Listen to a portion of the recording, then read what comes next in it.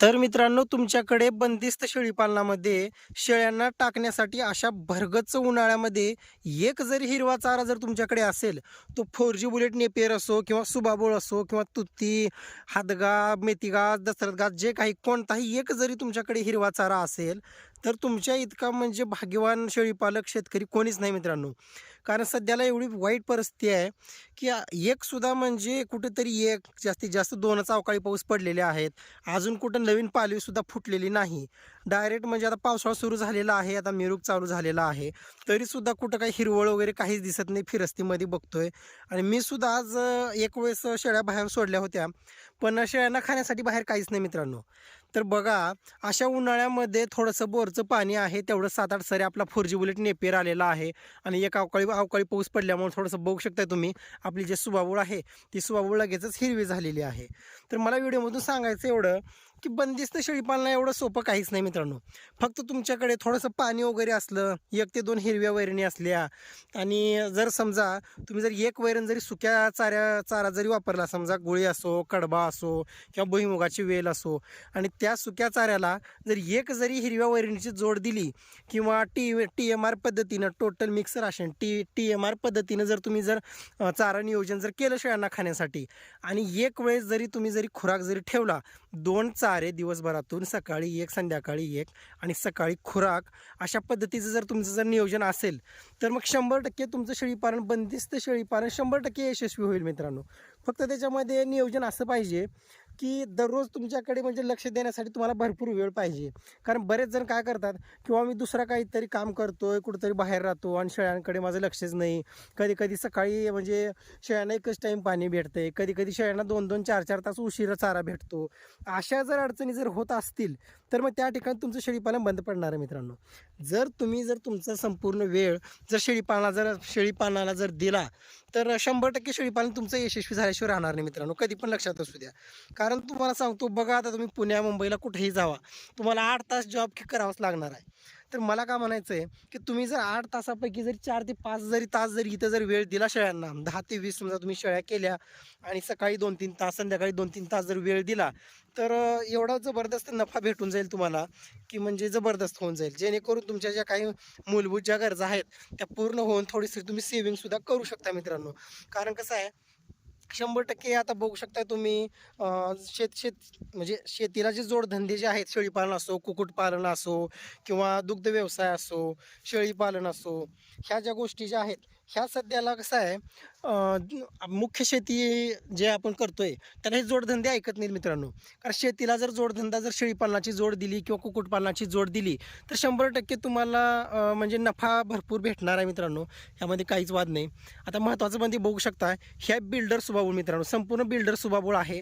आता बघा, 6 ते 7 महिन्याच्या नंतर लागवड केली होती, महिन्यापूर्वी व्यवस्थित मशागत वगैरे केली, उन्हाळ्यामध्ये बोरचं पाणी गेलं आणि फक्त सुबाबूळ आपली जिवंत राहावी म्हणून 1 ते 2 याला थोडंसं पाणी दिलेलं होतं. बघू शकताय आता व्यवस्थित त्याच्यामध्ये रुटर मारून सऱ्या वगैरे सोडून घ्यायचे त्याच्यामध्ये.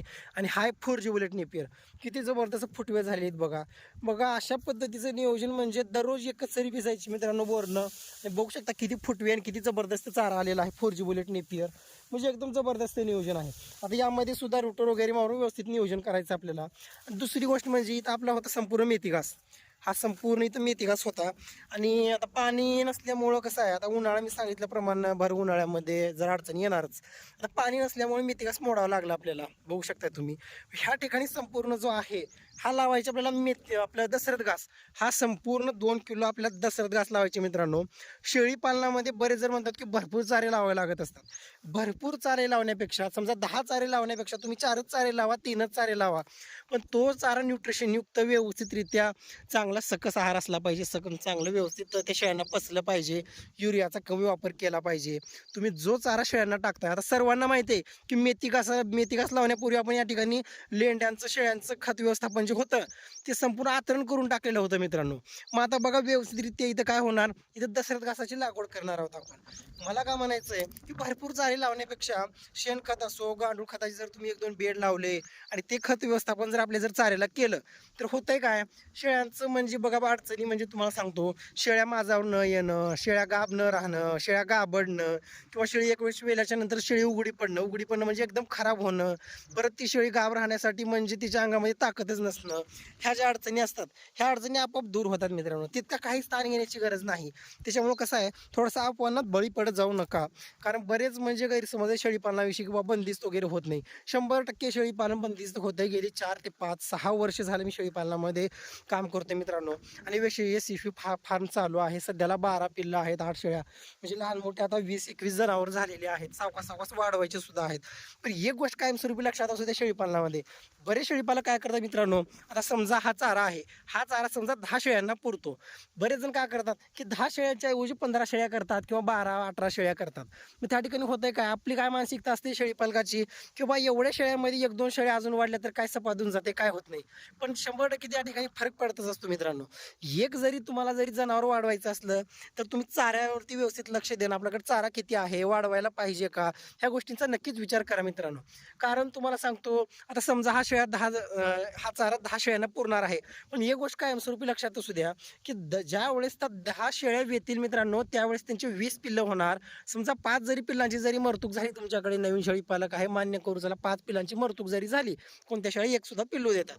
आता बघा होतंय काय, 2 महिन्याच्या नंतर जी पिल्ले जी आहेत ती पिल्ले ऑटोमॅटिक चारावर येतात मित्रांनो. म्हणजे होणार काय बघा, कमीत कमी डायरेक्ट 15ची संख्या वाढते तुमची आणि 10चा आकडा जो आहे तो डायरेक्ट 25 वरती जाऊन टेकतो, 30 वरती जाऊन टेकतो मित्रांनो. त्या ठिकाणी मग चाऱ्यांची म्हणजे तुटवडा भासतो. मग ऑटोमॅटिक होते काय, जर शेळ्या पण तुमच्या तयार राहणार नाहीत आणि पिल्लं पण तयार राहणार नाहीत. त्याच्यामुळं मग हेच कारण आहे की बंदिस्त शेळीपालनामध्ये शेळ्या खराब होणं, पिल्लांचं संगोपन व्यवस्थित न होणं, हेच कारण आहे की अपुरं चारा नियोजन. 10 शेळ्यांचं ज्यावेळेस आपण चारा नियोजन करतो त्यावेळेस त्यांचा पिल्लांचा पण विचार केला पाहिजे. कारण ते पिल्लू आपल्याकडे 4 महिने, 5 महिने, 6 महिने किंवा 1-1 वर्षसुद्धा आपण ठेवत असतो विक्रीसाठी, जेणेकरून त्यांना चांगला वगैरे भाव मिळावा, बाजारभाव चांगला मिळावा. बरेच शेळीपालक वरूनच विक्री करतात. त्याच्यामुळं कसं आहे, शेळीपालनामध्ये ज्या शेळीपालकाला शेड व्यवस्थापन, चारा नियोजन, रोगराई, लसीकरण ह्या गोष्टी जमल्या, तो शेळीपालक 100% यशस्वी होतोच मित्रांनो. आतापर्यंत झालेलेच आहेत. असे बरेच फार्म आहेत ते प्रत्येक फार्म म्हणजे मी असं म्हणणार नाही की 100% फार्म सक्सेस होतीलच. पण आज रोजी म्हणजे बघा प्रमाण वरचीवर वाढत चाललेलं आहे की बरेच फार्म आता बंदिस्त फार्मकडे वळत आहे शेळीपालक आणि ते सक्सेससुद्धा होत आहेत.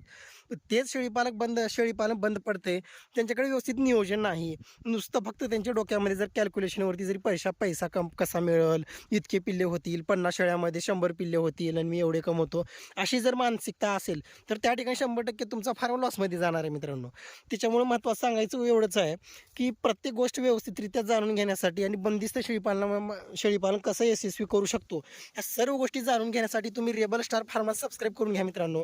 जेणेकरून तुम्हाला दशरथ घासाची लागवड असतो, तिकडे रेड नेपियर बघू शकता, 4G बुलेट नेपियर, इकडं आता सुबाबूळ, तुती वगैरे लागवड करायची आहे, त्या ठिकाणी सुबाबूळ जो आहे, शेडसुद्धा आपलं व्यवस्थित होता येतात एकदम टॉप क्वालिटीचा. ह्या सर्व गोष्टी जाणून घेण्यासाठी तुम्ही नक्कीच रेबल स्टार फार्मला सबस्क्राईब करून घ्या. आणि काही जर अडचणी जर असतील तर नक्की कमेंटमध्ये विचारत चला मित्रांनो, कारण प्रत्येकाच्या कमेंटला माझा रिप्लाय आहेच. तर ठीक आहे, धन्यवाद.